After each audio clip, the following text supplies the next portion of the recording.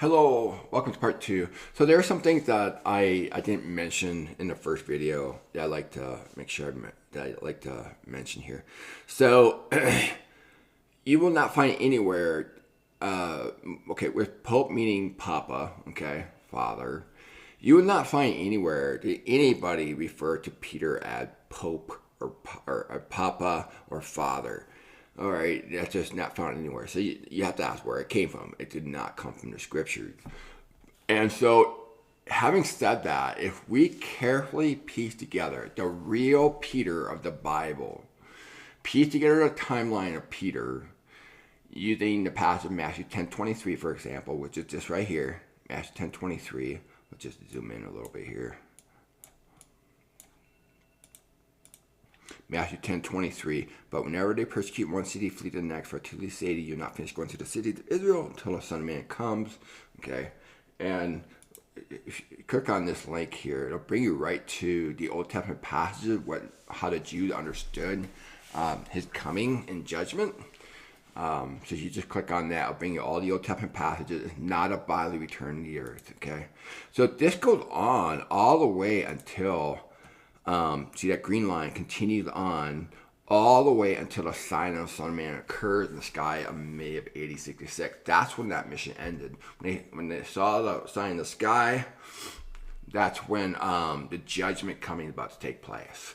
Okay, so that went all the way until May of AD 66. That's the real Peter of the Bible. All right. And so, going through the cities of Israel, that included Jews in every nation, Acts chapter 2, verse 5. So, Peter was very busy. So, when you also include Matthew 16, the binding and loosing, that only had to do with the house of Israel. That phrase was never used to Gentiles. Paul, on the other hand, who's the apostle of Gentiles, used the phrase, in referring to Gentiles, used the phrase, grafted in. That's in Romans 11. Okay, there's a big difference there. All right, so a lot of Catholics will use the phrase binding and loosing to the Gentiles, and the Bible never does that. So, so anyway, and then you take John 21, where Jesus told Peter, "Feed my sheep," and then the second thing he said was, "Shepherd my sheep." And the third thing he said was, "Feed my sheep again." So the pattern that throughout the Bible is always natural and then spiritual. So the first time Jesus said, "Feed my sheep," he most likely referring to natural to physical, and the second time is more likely spiritual. So if you look at Acts 11, they had a famine about to take place during Claudius' reign. And so Peter be thinking, oh, Jesus told me to feed them. Am I to abandon them? Just go chase Simon off to Rome, and then neglect the house of Israel? No, I don't think so. We're talking about Simon in Acts chapter 8. Eusebius fabricated the story how Peter chased Simon to end up in Rome. Totally fabricated, totally made up, totally false, and a lot of people have bought into it, been fooled by it. So anyway, then also when you look at Matthew 19, verses 25 through 30. Matthew 19, verses 25 to 30, judgment 12 tribes of Israel. That is what took place during this time, just 7 years. So you have Matthew 10:23, that was finished, and then the judgment 12 tribes of Israel for those following 7 years. That was the Roman-Jewish War. I have this green line here. This green line actually represents the gathering of the house of Israel, okay? But it was the same time span as the Roman-Jewish War, okay? They coincided about the same time. Coincidence? No, that was all God's sovereignty. But anyway, that year, the year 66, that's when Peter wrote his epistles, okay?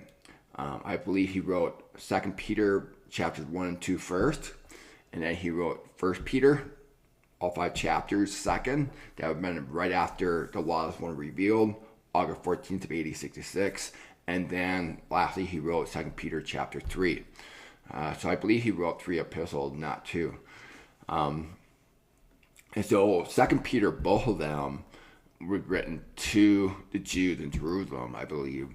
And 1 Peter written to the 5 churches in Asia that he mentions. and he referred to them as scattered. Well, what's the opposite of scattered? Gathered.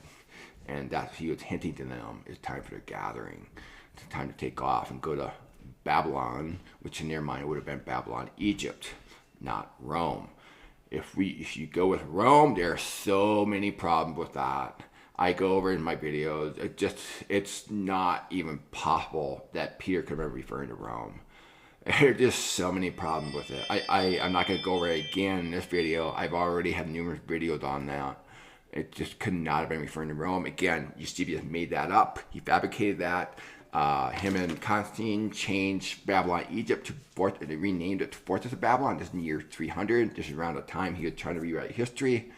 Wasn't long after that the church state involved the burning of the scroll. Why did it do that? To rewrite history and get away with it. So anyway, yeah, so you piece all this together, again, Matthew 10:23, Matthew 16, Matthew 19, John 21, and you piece all this together in a timeline fashion, and you really think things through, and also when you factor in the fact that the Jews were expelled from Rome, let's see here, yeah, right here. This is around the year, close to the year 50, okay? They call these expulsion of Jews from Rome. If you've been told that you will not make it through all the cities of Israel, or you will not finish going through all the cities of Israel, and you find out there's a city where the Jews were expelled from, are you going to waste your time going to that city? No, you're not. Just put yourself in their mind. Ask yourself that question. If you've been told that by Jesus, would you go to that city? You would not. And Paul knew this, that they were not going to go there. And that's one of the reasons why he wanted to go to Rome. Because he knew that they did not go there and they were not going to go there. How did he know that? Well, due to the fact that this happened, and under having a conversation with Peter, spending the 15 days with them, and being able to coordinate in Jerusalem, make it, Jerusalem was sort of that center hub, is the center of theocracy. That's where they would meet and discuss the logistics. Okay, I've already covered this city. No need to go over that one. We already covered that one. So remember, they traveled in pairs. Okay, so you had the 12 apostles. You had 6 pairs, and then you had Paul and Barnabas. Unfortunately, they did not stay as a pair, but I guess Paul mostly went by himself, and he went with others as well. Other did join him, but anyway. So when you piece it together and carefully and know the history, the famine and the expulsion of Jews, and it's a very different Peter. The Peter of the Bible that you see in this timeline versus the Peter that's mentioned by Eusebius. And I believe Eusebius also did a lot of modifying of church fathers, which was not as difficult to do as people think. You watch my videos, how easy it would have been for Eusebius to modify, rewrite church history in the 4th century. When you look at it, examine it, it's actually way easier than one thinks. It's not like today, we got the printing presses, got the internet, just no way you could do that to the extent that Eusebius did in the 4th century. So anyway, so yeah, I just didn't want to leave a person hanging dry in part 1. This is not found in the Bible, but I want to share a little bit more the actual biblical Peter, and so that way you can compare the two and see there's discrepancies here. So you'll have access to this timeline in the description below. I encourage you, if you are watching this, I encourage you to purchase drawing software and carefully piece it together yourself, like I did. Who does that? Nobody. I've taken time to do that, and I keep telling people, do it. You did not see the value now, but when you actually spend a few years doing it, you will see the value in doing it. when you carefully piece things together. So anyway, I hope that Jimmy Akin does that. That he purchased drawing software and he carefully pieces this all together. And he will, if he just goes by the scriptures, the biblical Peter, and thinks it through and carefully pieces together, he will realize, wait a minute, there are discrepancies between the biblical version of Peter versus what's written with church fathers, especially with Eusebius, who's considered the father of church history. Well, gee, why is he called father of church history?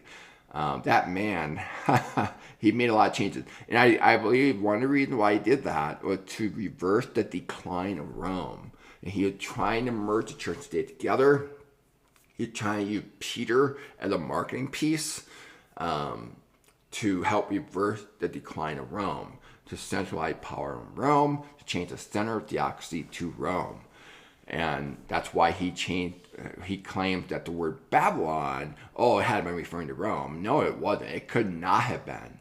If you study the logistics, the topography, and you piece it all through, if you study Revelation 12, the flood and the earth split, if you study who was the emperor at the time, what was he doing to Christians, if you study the languages, if you study,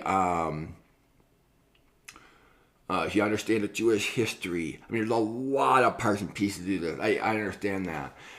Having said that, that means there's also a lot of purging out of the presuppositions of church fathers too, through the rewrite of church history.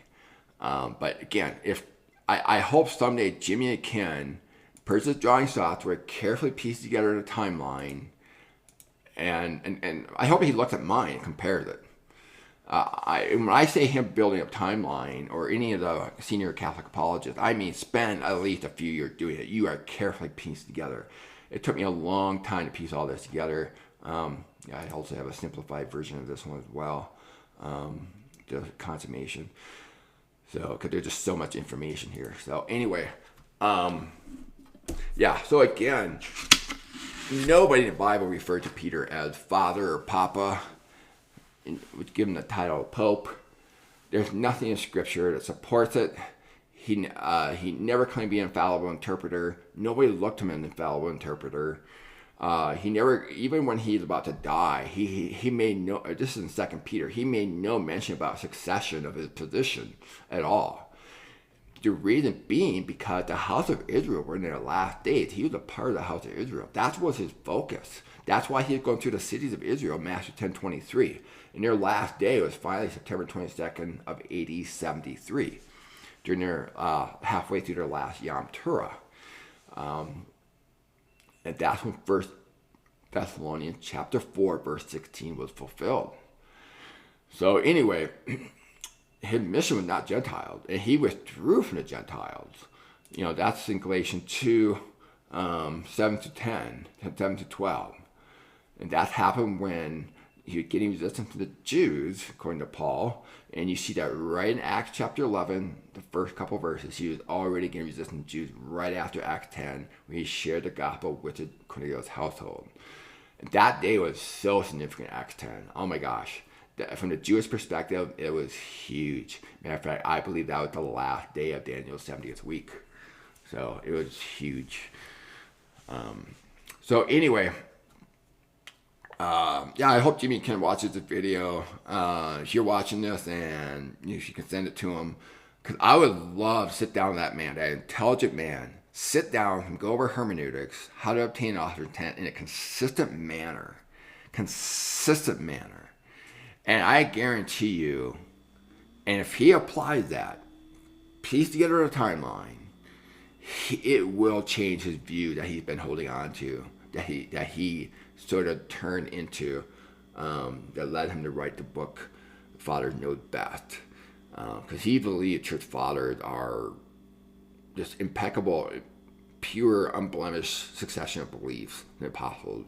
And I just don't believe that's the case at all. With the original 12, that was not even possible, by the way. It could have only been done through Paul or Barnabas, and everything we need to know is written by Paul anyway. in the New Testament. All right, well, thank you very much for watching. That's all I have to say. So, and you have a great day.